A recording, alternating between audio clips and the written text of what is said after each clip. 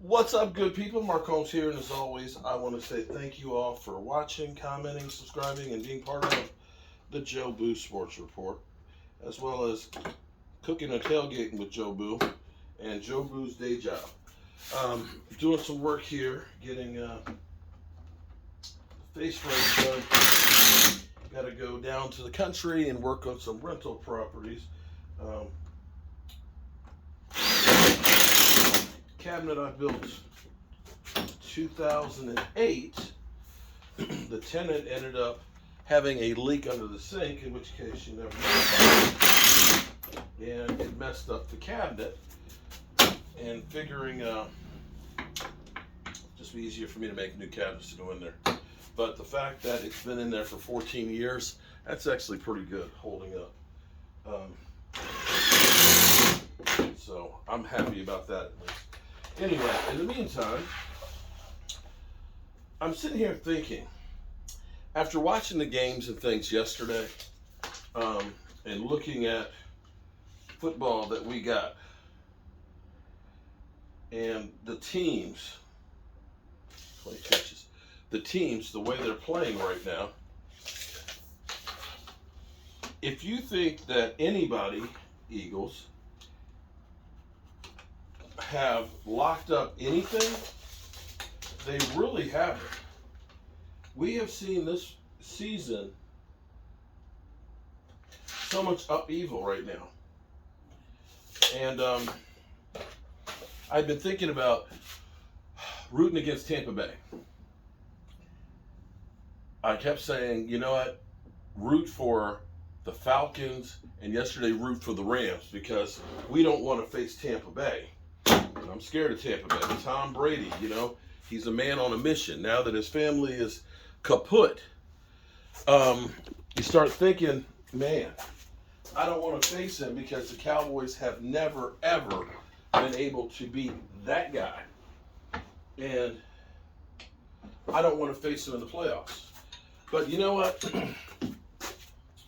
If you want to be the man, as they say, if you want to be the man, you got to beat the man. Hang on for a second here, two people.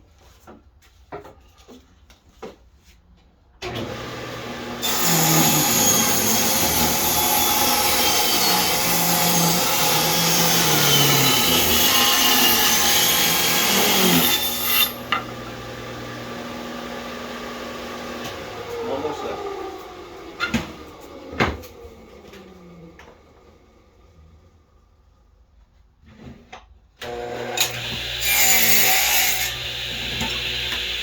I know it's a little early to start talking about playoffs, but that's what you got to start thinking about, is from this point forward, everything that you do should be about getting ready for playoffs. Seriously. And this is where we're going to be the team we want to be. You can't be afraid of anybody, including Tom Brady. And at some point, we have to start getting, hang on for a second, have to start getting these guys off our back.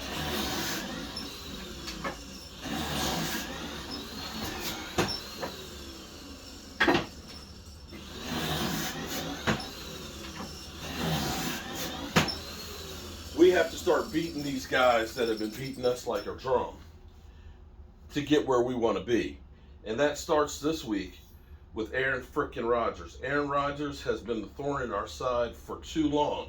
And now's the opportunity to bury their team, to get ourselves right and in better position for the playoffs, and to start really feeling good about yourself. Now here's what's crazy for me, because I'm sitting here looking, and we watch football every Sunday, of course, and seeing teams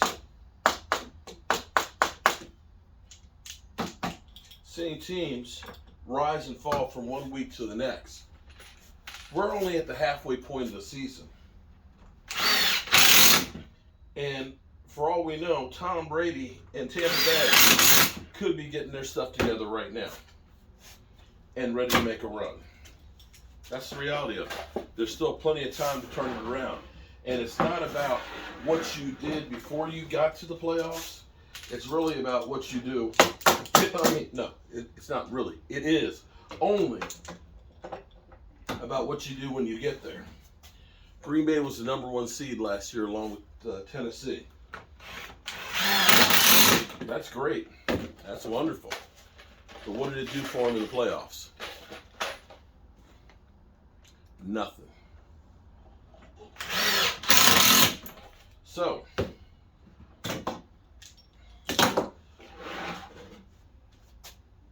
maybe we ought to think about playing Tampa Bay. Here's what's kind of crazy is when you start thinking about this. Tampa Bay is now at 4-4. 4-4 and head of their in leading their division. Unfortunately, it's going to be damn hard or damn near impossible unless the Eagles stumble a little bit, which I actually think they do, to catch the Eagles, in which case they'll have home field advantage throughout. At least, let me say that. At least at the moment, it's possible that Minnesota, with only 1 loss, is right behind them. Now, they're going to have to end up being, in the record books, better than them because they lost head-to-head. So it is conceivable that the Eagles could be the number 2 seed. But as it sits right now, the number 1 seed, the first round of playoffs, would end up having a bye week. The second team would play the 7th seed, and at the moment, that's the 49ers. The third seed would be the Minnesota would be the number 2 seed, which would play the 7th seed, which at the moment would be the 49ers. Then the third seed at the moment, which would be us. Actually, I'm sorry. We're the 3rd seed. So we would end up playing then the next weakest conference, which would probably be Tampa Bay at the 4th seed. We'd play Tampa Bay. And then the Giants would end up playing the winner of, what's the other division? What am I missing? I said Eagles, bye week. Seattle. The Giants would have a rematch against Seattle. So that's where we would actually sit at this moment. Things are subject to change. Maybe the bottom changes a little bit. It's conceivable if San Francisco, playing out west in that tough division, that they have a few more hiccups with Seattle, which is a surprise. That maybe Washington somehow sneaks in. They had their opportunity. Unfortunately, John Ridgway ended up killing it for them. But football is crazy. But as you look at the Cowboys right now, when you think that we're just getting Dak Prescott back, I know the haters will say, whatever. I don't give a rat's ass what you say about Dak. But Dak Prescott will lead this team to a whole lot more points. And right now, James Washington, they are talking internally about the putting him back onto the 21-day window. So we may see James Washington, which may be an improvement for us as well. Zeke Elliott looks like he may play this weekend, although he might be playing with a brace on his leg.